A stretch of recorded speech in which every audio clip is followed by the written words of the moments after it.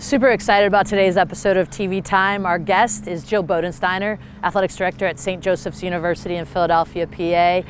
We're going to talk all things name, image, and likeness, NIL. We're going to talk about building a culture and then also speak a lot about the mental health of student athlete, coaches, and staff. Building a pipeline of female leaders for head coaches and athletics directors in the future. Let's fast forward to our conversation with Jill.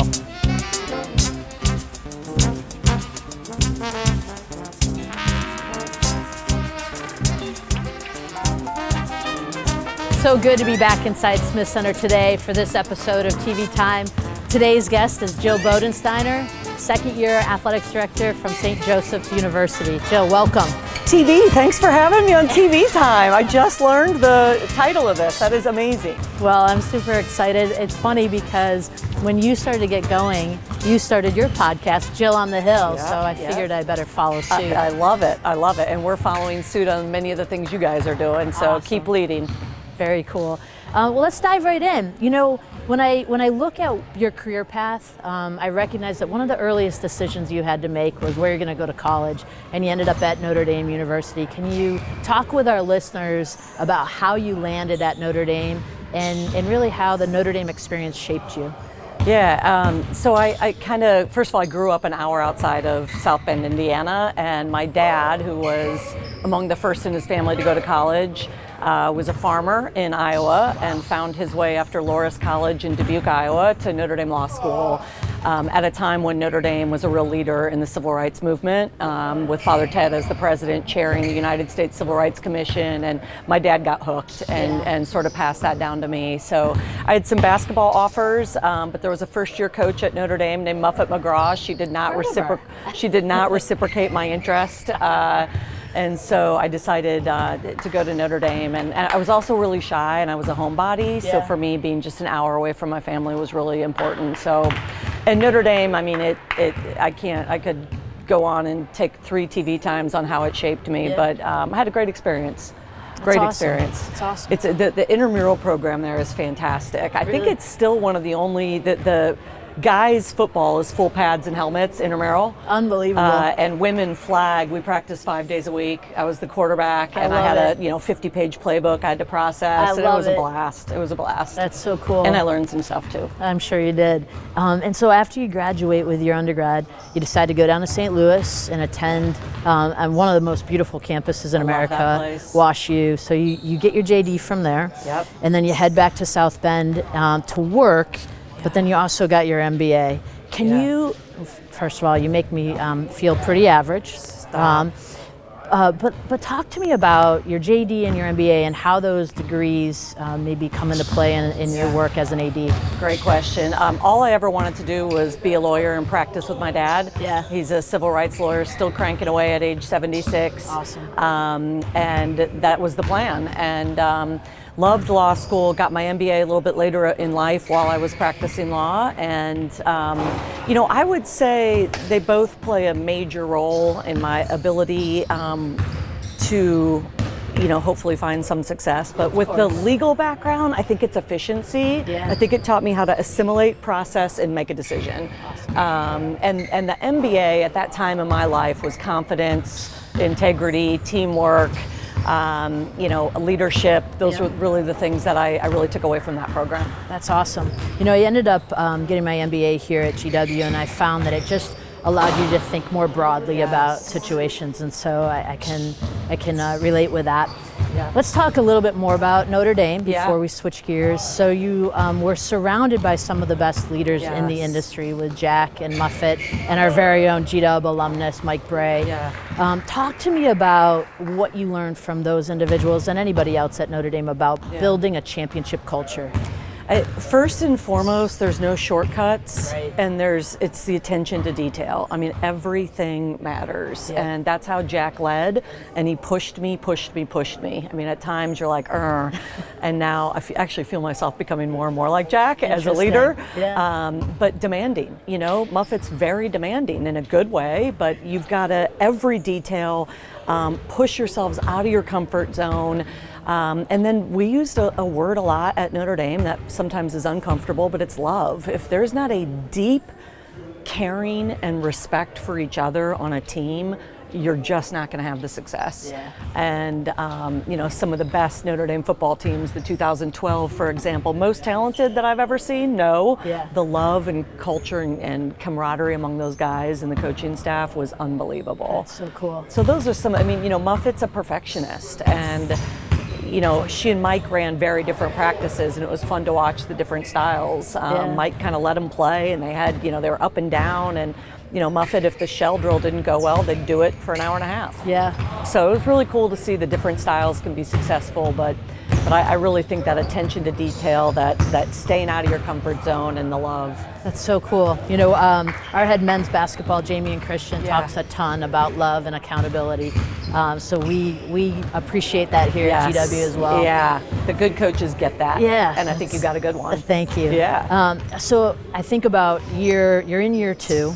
And you've had to make some really critical hires. Yeah. You also pretty quickly into your tenure went through a reorganization of the department. Mm-hmm. When you think about the characteristics of people that you want in your organization, and you're going through the recruitment process and trying to figure out who are you going to allow into your culture, what are some of those characteristics and traits? The first thing I was really cognizant of was diversity, and I mean that in the broadest sense Sure. of the word. I needed, because the history and tradition of St. Joe's is so critical, Right. I needed people who got that. I love having some folks who have student athlete and or coaching background. Yeah. Also wanted some people who had never been to St. Joe's so that they could bring in the how are other people doing it. I look for people who are intrinsically motivated to kick butt at their job. I love that. Not for the title, not for the salary, because it feels good to do it well. Yeah. And, people, again, if you get comfortable and you're waiting for accolades, it's not always going to happen. Right. I'm waiting for my first accolade, which I just want to do well by my student athletes and feel like we've made a difference. And so people who have that drive, that's really self-sustaining is what I look for. So I ask people in interviews, what makes you tick? What motivates you? What feels good on the job? I love that. And I think we got a great crew. Yeah, that's so cool. Most recently, our senior leadership team read through The Ideal Team Player by Patrick Lencioni, and he talks about humble, hungry, and smart. And a lot of what you just shared kind of weaves in that, so really cool. I think we went through that at Notre Dame. That was good. That was fun. Yeah. Easy good. read, lots of fun. I need to, when you're so good at building culture and being intentional about it, I feel like I was all over it and talking a big game my first 8 months, and then life happens. Sure, yeah. So I'm excited to have a little book club with some of our staff members as well. I love it, very cool. We're going to switch gears a little bit to something that's really important to the two of us, and that is mental health of our student athletes, of our coaches, and in our staff. And in this industry that's just go, go, go, we're recognizing more and more that attention needs to be placed to help support the people in our organizations. Can you share some of the work that you've done to help support your students and coaches? Yeah, I think the first thing I intentionally and consciously did was tell everyone who will listen about my own issues with anxiety. Yep. I had such terrible social anxiety. I've told my story on the Women Leaders podcast and in many other places. I could not speak in public. Yeah. And I was a litigator. I was a trial attorney. That's a problem. And to overcome that, I needed to admit I had an issue and feel comfortable getting help. I couldn't do it alone. And so the more I tell my story to student athletes and others, I hope that they understand. We could all use some polishing in whatever area of life it is. So working really hard to reduce the stigma, working really hard to educate. We had our University Counseling Center come in and meet with every team and our coaches and educating everyone. We started a student athlete mental health support group called Hawks Minded. They've had 40 to 50 people per meeting. So cool. I brought my dogs to the December edition as a little therapy time with the dogs. But part of, I think, mental health is knowing you're not alone and there's other people feeling what you're feeling. So that's been great. We got a donor. Many thanks to the Spinagle family who allowed us to buy a license to the Calm app for every student athlete. So and then we went team by team and taught them mindfulness and then downloaded the app. And then I don't want to sneak preview it too much, but we're about to announce our first ever athletics dedicated psychologist clinical psych. So thank you again. Many thanks to our generous donors for making that happen. That's so awesome, Jill. We're trying to approach it, again, watching things you're doing. Amy Huckhausen and the America East are leaders. So we're, there's so much more to be done. Yeah. I'm thinking about Jill's last 24 hours. So we were both out in Anaheim. Jill is actually doing really critical work with the federal and state legislative working group that's looking into all things NIL. Jill gets on a flight last night, gets home late. She tells me she's getting up this morning to play a little hoops herself. And then, did you jump on a train or did you drive down? I drove. She drove down today. I drove. So how do you take care of your own mental health and well-being? Great and important question, so thank you for asking it. I'm an introvert, and I also didn't know a soul when I moved to Philadelphia, so spending alone time is both critical to me and natural because I don't know anyone. And so I am so good about recharging my battery, and I know that means reading, crossword puzzles, shows, movies. I'm crushing the Oscar list this year. That's amazing. Yeah. And it's not like, I feel like I work really hard, but when you do have that, whether you can't wake up at 4 a.m. and you can't sleep, I'm good about just trying to decompress. My family's really important to me. I don't get to see them as much now that I'm out east, but talk to my sister for an hour and a half on the drive here and just keeping connected with them. The dogs, as you know. How critical is it to have a dog as an athletics director? Absolutely. I have 2 Guinness because I like Irish things and I like beer. And Shorty because she's embracing her small size. I love that. She was actually, when I got her, she was named Maisie. And then when I asked the people, oh, that's cute. Why'd you name her? Oh, the maize and blue of Michigan. I was going to say. And I was at Notre Dame at the time. I was like, name change, kiddo. So she's Shorty now. She embraces that. She's embracing it. Yeah, she's embracing it. So they really do keep me sane. I talk to them. I'm a little neurotic about them. We all do. Yeah. It's funny. I think I was speaking with Lee Reed about the importance of dogs, and there's something about it after a long day to walk back in the house and have that thing express their unconditional love. Absolutely. Even if they've been there for 12 hours without us. I think Coach Lang, our men's basketball coach, might be behind me, but right as he's getting the season started, his dog dies. And, we knew it was going to be kind of up and down season anyway. So like 2 weeks later, little golden retriever Lucas puppy comes and so they're back in the game. But I'm like, Billy, you cannot do this season without a dog. So, I love that. they've got Lucas. That's so cool. Yeah, it's fun. So one of the things we talk a lot about here at GW is about our Only at GW moments, and we're sitting here on what we call our monumental court advantage. You've got images from Washington, D.C. It's awesome. And I can't help but to think about this because the White House is front and center in that, and it's a really important election year. And obviously there's some strong female candidates. So we're blessed to be a part of a generation that are seeing more and more women in politics. However, in our game, it's still a little bit of a rarity. And I was listening to your podcast, one of your first Jill on the Hill podcasts, with Muffet, who speaks so articulately about the importance of getting more women into coaching and supporting more women. And now we are in a position where we get to hire. We are also in a position of influence. So talk to our audience a little bit about prioritizing the development of female leaders and really supporting and endorsing them in coaching positions. It's a huge topic and one I'm really passionate about. And so I think it starts with the pipeline, and the pipeline really begins at youth sports, where so many of our young female athletes are coached by males.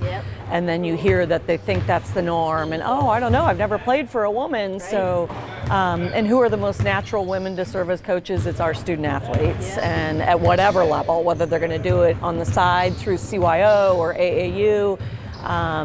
So I think being really conscious of talking to our student athletes about, hey, if any of you are interested in coaching or think you might be, let's kind of get you, mentor you while you're still here, instead of having people come back 4 years later and say, I think I want to coach, which is great too. Sure. But the more we can do when we're there. I mean, I'm always going to hire the best person, and course. I have a hard time believing that pool is not going to include women. Right.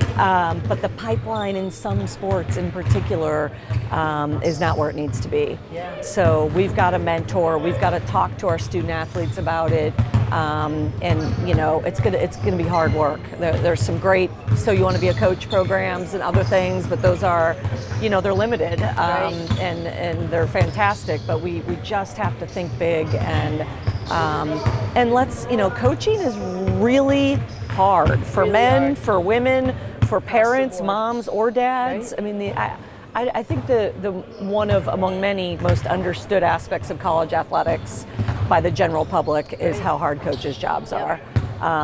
It's, you know, it's non-stop. Non-stop. And it's, you know, and whether we need to really address, which we've tried to do through recruiting and otherwise, but it's just the pressure and the amount of things that need to get done. Yeah.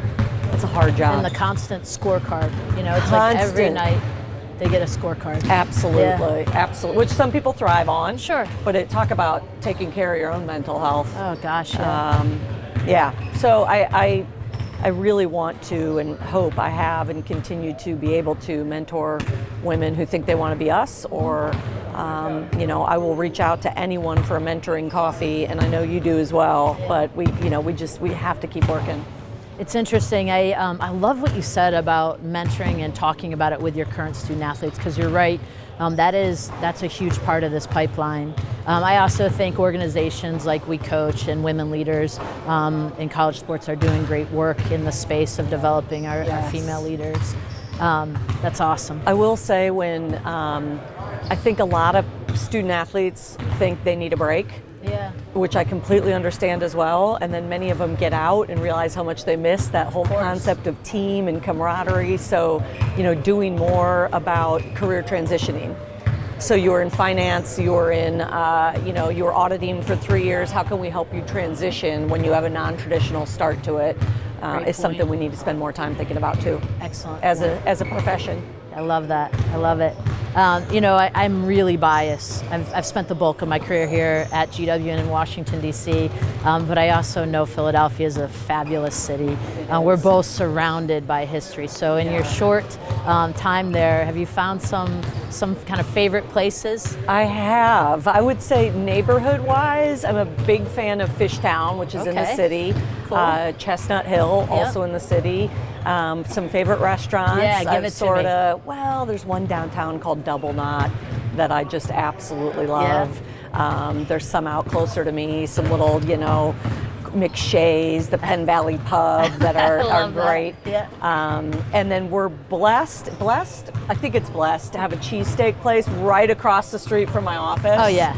I've been there many times. Okay, so Larry's. Yeah. Larry's Steaks is, you know, you get the smell of onions and meat wafting in the air. So great. I used great. to take my team there. You did? Yeah, after games. And then did you get on a bus? Yeah. Okay, all right. Stinky and Good for you. everything. It was amazing. Hope the bus bathrooms were working. I was a love it. vegetarian for 19 years, and now I'm like, Larry's. Bring it on. So, That's so yeah. great. Yeah. Well, I think the question everybody in the audience has been waiting for is Pat's or Geno's? Larry's.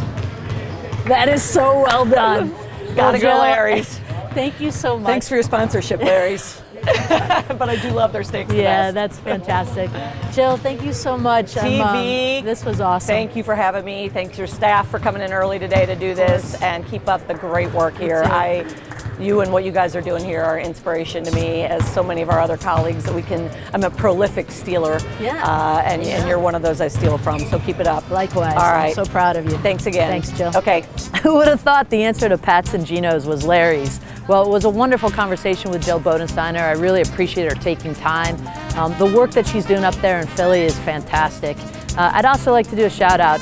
We're on the eve of National Girls, Women in Sports Day, and the work that leaders throughout the country have done over the past 50 years to really promote opportunities for girls and women is fantastic.